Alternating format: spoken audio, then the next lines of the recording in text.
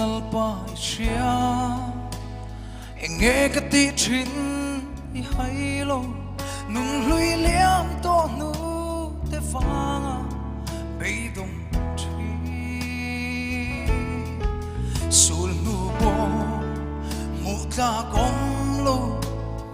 ma ngai tu thing lung meu po liam chin hia hoi sang ba pulo ma se mangai min mangai tu sual kay min nar phal ve min mangai min nen ko chulo amal so min fur bang ve kay mai i mangai ko lo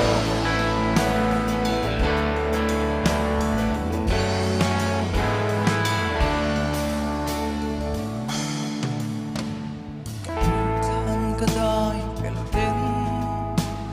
kain chir na ber min then tri heng hiang pang min tring se rul zo mo he tak sai tham thim thu ber apo salin fam chang ila kasul ten apure se mangai tu min mangai tu mi sual kay min nar phal ve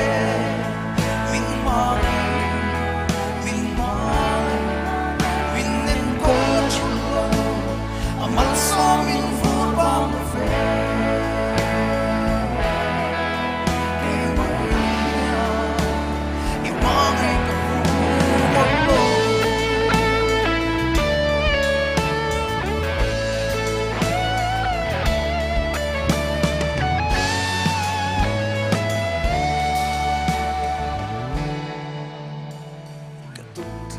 kadai pelten kain chir na ber min then tri heng hian bang min tring se rul zo mo he tak sai thang thim thu ber apo salin fom chang ila kasul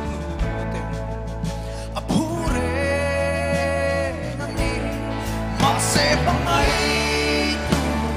min mangai tu mi sual kay min nar phal ve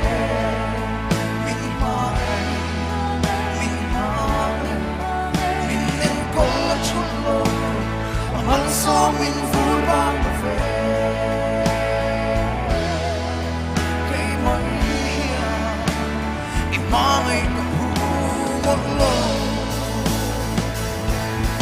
o min mangai tu sual kay min nar phal ve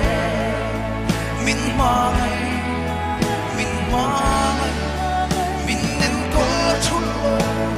amal so min fur bang ve kay mai i mangai ka pu một lo o min mangai tu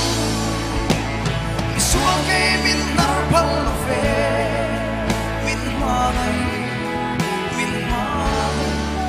min nen ko chulo amal so min fur bang ve kay mai i mangai ka pu một lo